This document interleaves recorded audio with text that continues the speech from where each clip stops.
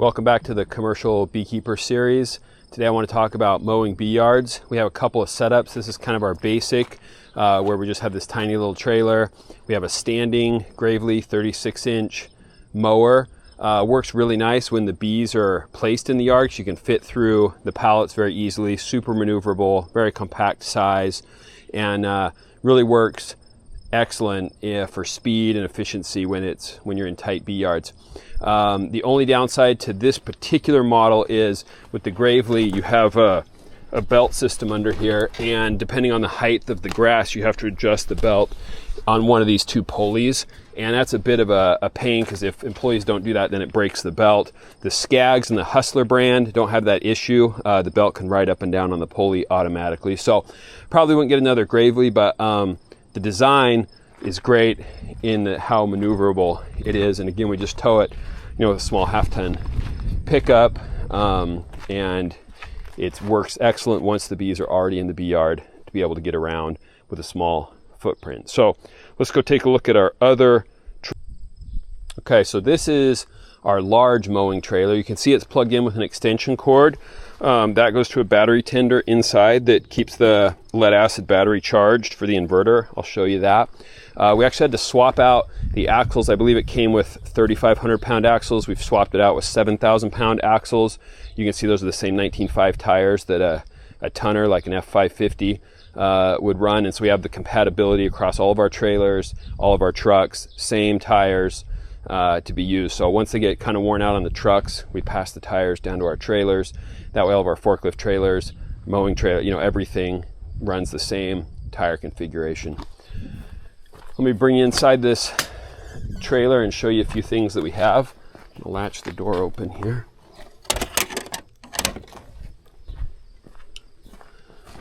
So as I mentioned, it's plugged in outside to a battery tender. That's right here. And that then is charging this interstate lead acid battery down here in the battery box.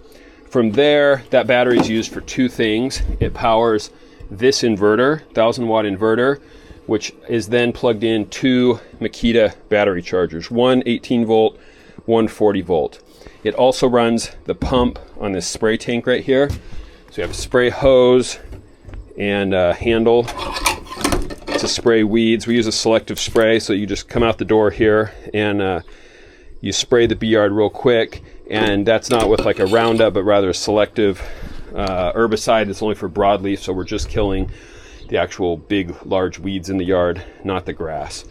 As you can see, we have a reel here with weed eater string to refill the weed eaters as they run out. As I mentioned, we have the two battery chargers.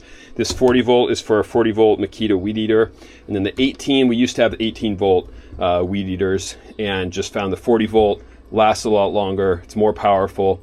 You can get about 3 bee yards per battery, and so we'll have a battery on here charging while we're in the yard weed eating, and then once that battery goes dead, we just swap it across, and by the time the other one's dead, this one's recharged. So it works out pretty well in that sense. We also have, so here's the racking. There's the Makita electric weed eater. The guys much prefer that because the bees don't get nearly as upset with an electric weed eater. It's fast to start, it's reliable. We've had it for years and never a single issue, like you do have with the 2 strokes. The issue is the battery. Like I said, you only get 2-3 bee yards done before your battery's dead on a standard 4 amp 40-volt battery. So we have a gas as a backup. Sometimes you have 2 people, or sometimes, like I say, the battery goes dead and you forgot to recharge the other, what have you. We just always have a gas backup. And then up here in our racking, we have a couple of cans of the premix fuel for that, paper towel, fire extinguisher, some basic tools, because we also have in here our sign posts to add bee yard signs. So in here we have blank bee yard signs that we can install into our yards. We have the T-posts laying over there on the far side of the trailer, a couple of them here in the trailer, and then whenever we need to install a sign, we have that on board. Here we have a Kubota 48-inch mower, so a larger mower, sit down, obviously 0 turn. Great when the bees are not yet placed in the bee yard. It's larger and more comfortable, and so you can sit there and mow a larger area with this 48-inch. We usually can get between pallets. We try to space them enough to where we can get between in this mower, but it's just slower and more tedious.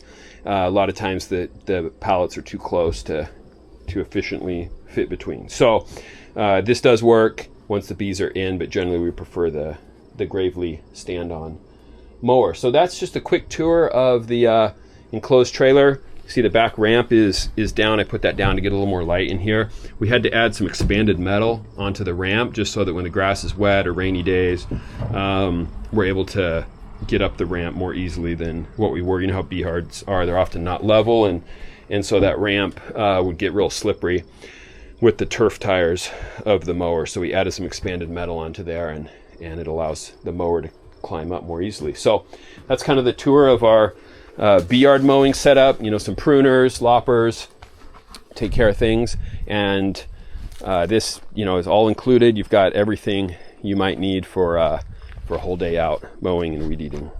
All right, here we are in a typical Beeyard of ours. So you can see the grass is getting pretty tall, 1 to 2 feet tall right now. We lay our yards out in a circular configuration, and as I was mentioning, we try to keep enough space in between the pallets so that we can pass through with this little mower as we're mowing, and then we'll come around at the end with the weed eater and zip around the actual pallets and entrances.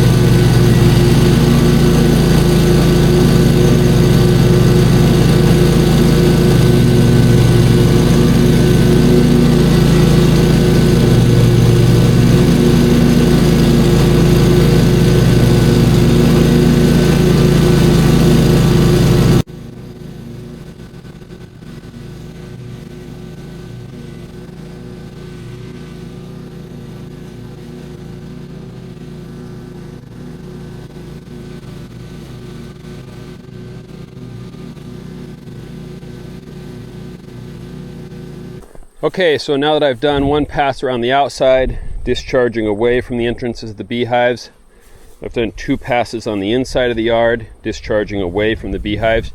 You can see we're starting to get a lot of grass built up in here. So at this point, I'm going to switch directions and start discharging out toward the entrances. But because I'm a good 5-6 feet away, it's not going to be quite as bad and upset the bees that much.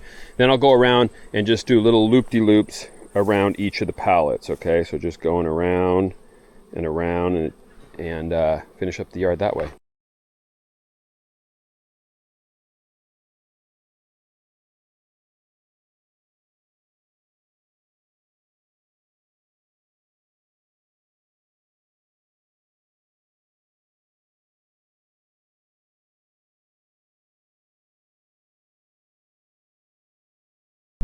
All right, now that we're done mowing the yard, this is the Makita XGT 40 volt battery weed eater. Power this girl up. It's pretty powerful, and again, it upsets the bees a whole lot less than using the gas unit.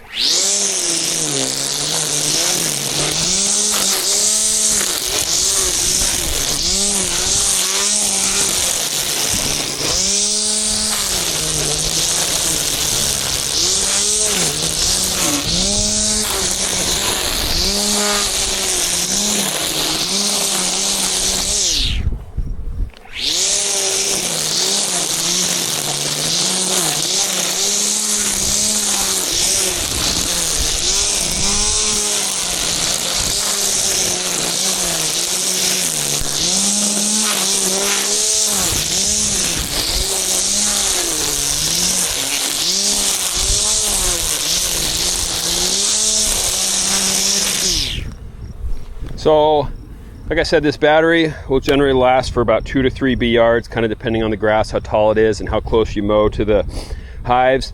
You know, it upsets the bees a whole lot less. I could probably unzip my veil right now. No bees are pinging off of me. You can probably see from the camera, they're still really chill. They're not getting upset. Once I pull out the 2-stroke for that vibration, I think the smell of the exhaust, whatever it is, they go crazy on that thing. So they just really don't mind the electric Makita. You can see they're not buzzing around. They're not trying to attack me. The bees are just chill with this.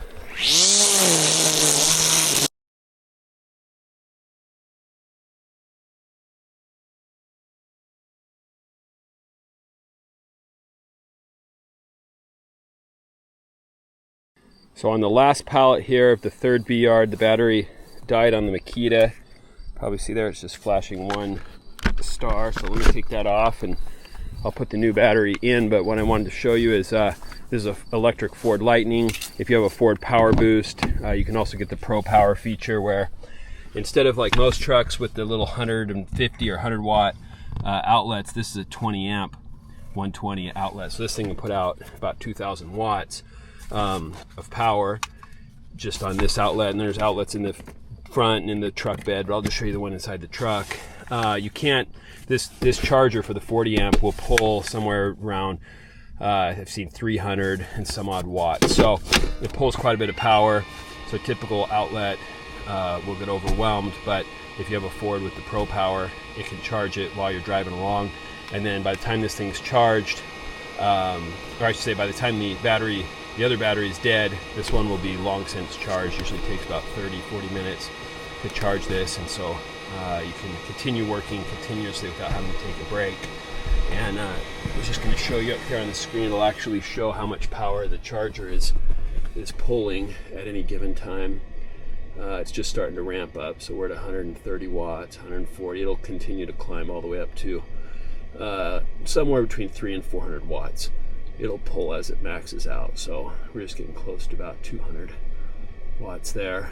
And said I'll do a couple Beeyards, and by the 3rd yard that battery will start dying, and this one will be plenty charged in order to swap it out and continue going. So as long as you have 2 batteries, you always have one charging and be working with one. So hope you enjoyed this video on mowing commercial Beeyards. If you have any tips or tricks to share, please do so in the comments below, and subscribe to the channel for additional content.